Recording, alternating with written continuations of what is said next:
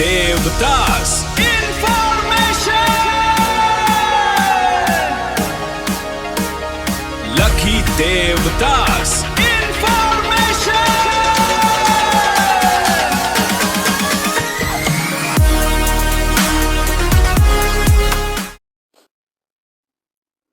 লক্ষীদেৱ Das information YouTube চেনেললৈ আপোনালোক সকলোকে স্বাগতম। আজি মই আপোনালোকৰ আগত উপস্থাপন কৰিবলৈ গৈ আছোঁ CSC IIBF new pattern exam question and answer Assamese ভাষাত। এই প্ৰেজেণ্টেশ্যনটো উপস্থাপন কৰিছে লক্ষীদেৱ দাস। মোৰ যোগাযোগ নাম্বাৰ 9100046197। পৰিচালক কৃষ্ণগুৰু কম্পিউটাৰ প্ৰশিক্ষণ কেন্দ্ৰ KCTC and CSC e-govern center, Akajan Shantipur Brahmaputra বিদ্যালয়ৰ কাষত, পোষ্ট অফিচ অকাজান, থানা চিলাপথাৰ, জিলা ধেমাজি, অসম। ডাকসূচক সংখ্যা 78705। এই চেনেলটোত আপোনালোকে পাব CSC IIBF exam preparation, new pattern MCQ question and answers, banking awareness, Assamese notes and guidance, career and skill development videos. গতিকে চেনেলটো ছাবস্ক্ৰাইব কৰি বেল আইকনটো প্ৰেছ কৰি ৰাখিব, যাতে নতুন নতুন educational video' and career and skill development ভিডিঅ'সমূহ আপোনালোকে পোনপ্ৰথমে চাব বা শুনিবলৈ সক্ষম হয়। ধন্যবাদ। IIBFৰ পৰীক্ষা 2026 অসমীয়া MCQ 200 প্ৰশ্নোত্তৰ অংশ 6ম।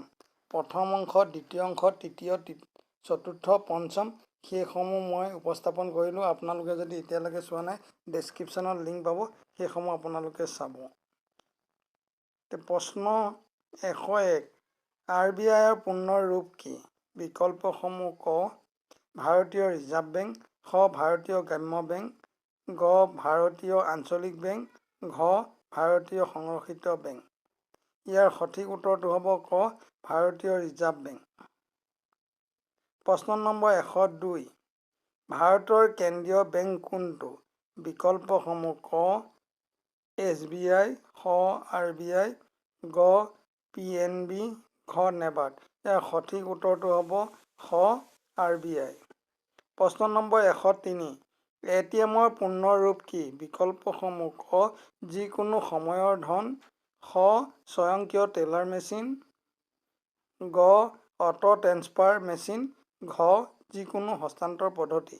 ইয়াৰ সঠিক উত্তৰটো হ'ব খ, স্বয়ংক্ৰিয় টেলাৰ মেচিন। প্ৰশ্ন নম্বৰ 104, KYCৰ পূৰ্ণ ৰূপ কি? বিকল্পসমূহ ক, আপোনাৰ গ্ৰাহকক চিনি পাওক, খ, আপোনাৰ গ্ৰাহক ৰাখক, গ, আপোনাৰ নগদ ধন জানি লওক, ঘ, আপোনাৰ নগদ ধন ৰাখক। ইয়াৰ সঠিক উত্তৰটো হ'ব ক, আপোনাৰ গ্ৰাহকক চিনি পাওক। প্ৰশ্ন নম্বৰ 105, FDৰ পূৰ্ণ ৰূপ কি? বিকল্পসমূহ ক, ফিক্সড ডিপজিট, খ, চূড়ান্ত জমা ধন, গ, পুঁজি জমা, ঘ, বিত্তীয় জমা ধন। ইয়াৰ সঠিক উত্তৰটো হ'ব ক, ফিক্সড ডিপজিট। প্ৰশ্ন নম্বৰ 106, ছেভিং একাউণ্ট কিহৰ বাবে ব্যৱহাৰ হয়? বিকল্পসমূহ ক, সঞ্চয়, খ, ঋণ, গ, বীমা, ঘ, হ'ল। ইয়াৰ সঠিক উত্তৰটো হ'ব ক, সঞ্চয়। প্ৰশ্ন নম্বৰ 107, চলিত একাউণ্ট কোনে অধিক ব্যৱহাৰ কৰে? বিকল্পসমূহ ক, ছাত্ৰ, খ, ব্যৱসায়ী, গ, কৃষক, ঘ, শিক্ষক। ইয়াৰ সঠিক উত্তৰটো হ'ব খ, ব্যৱসায়ী। প্ৰশ্ন নম্বৰ 108, চেক কিহৰ বাবে ব্যৱহাৰ হয়? বিকল্পসমূহ ক, পৰিশোধ, খ, ভোটদান, গ, শিক্ষা, ঘ, চিকিৎসা। ইয়াৰ সঠিক উত্তৰটো হ'ব ক, পৰিশোধ। প্ৰশ্ন নম্বৰ 109, ৰাষ্ট্ৰীয় ইলেক্ট্ৰনিক ধন হস্তান্তৰ ব্যৱস্থা কিহৰ সৈতে জড়িত? বিকল্পসমূহ ক, টকা হস্তান্তৰ, খ, বীমা, গ, কৃষি, ঘ, কৰ। ইয়াৰ সঠিক উত্তৰটো হ'ব ক, টকা হস্তান্তৰ। প্ৰশ্ন নম্বৰ 110, RTGSৰ পূৰ্ণ ৰূপ কি? বিকল্পসমূহ ক, বাস্তৱ সময়ৰ মুঠ নিষ্পত্তি, খ, ৰেপিড ট্ৰেন্সফাৰ গ্ৰেছ ছিষ্টেম, গ, বাস্তৱ হস্তান্তৰ চৰকাৰী ব্যৱস্থা, ঘ, কোনো নাই। ইয়াৰ সঠিক উত্তৰটো হ'ব ক, বাস্তৱ সময়ৰ মুঠ নিষ্পত্তি। প্ৰশ্ন নম্বৰ 111, UPI পূৰ্ণ ৰূপ কি? বিকল্পসমূহ ক, ইউনিফাইড পে'মেণ্ট অন্তৰ্পৃষ্ঠ, খ, ইউনিফাইড পে'মেণ্ট ইণ্ডিয়া, গ ইউনিভাৰ্চেল পে'মেণ্ট ইণ্টাৰফেচ, ঘ ঐক্যবদ্ধ প্ৰক্ৰিয়া ভাৰত। ইয়াৰ সঠিক উত্তৰটো হ'ব ক ইউনিফাইড পে'মেণ্টছ অন্তঃপৃষ্ঠ। প্ৰশ্ন নম্বৰ 112, ডেবিট কাৰ্ড কিহৰ সৈতে জড়িত? বিকল্পসমূহ ক নিজৰ একাউণ্টৰ টকা, খ ঋণ, গ বীমা, ঘ কৰ। ইয়াৰ সঠিক উত্তৰটো হ'ব ক নিজৰ একাউণ্টৰ টকা। প্ৰশ্ন নম্বৰ 113, ক্ৰেডিট কাৰ্ড ব্যৱহাৰ কৰিলে কি হয়?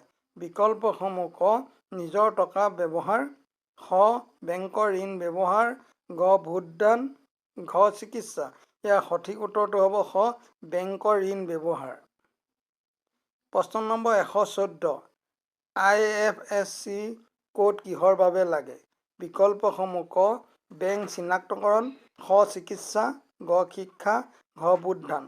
ইয়াৰ সঠিক উত্তৰটো হ'ব ক বেংক চিনাক্তকৰণ।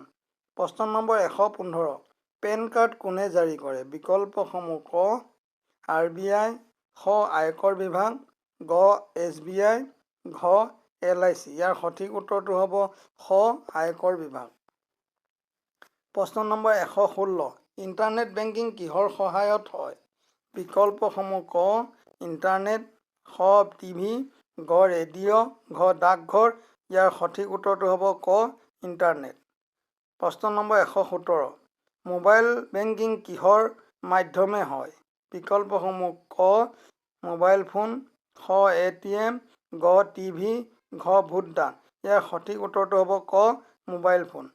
প্ৰশ্ন নম্বৰ 118, EMI পূৰ্ণ ৰূপ কি? বিকল্পসমূহ ক সমান মাহেকীয়া কিস্তি, খ সহজ ধনৰ কিস্তি, গ অতিৰিক্ত মাহিলী আয়, ঘ কোনো নাই। ইয়াৰ সঠিক উত্তৰটো হ'ব ক সমান মাহেকীয়া কিস্তি। প্ৰশ্ন নম্বৰ 119, ঋণ মানে কি? বিকল্পসমূহ ক সঞ্চয়, খ ঋণ, গ বীমা, ঘ আমানত। ইয়াৰ সঠিক উত্তৰটো হ'ব খ ঋণ।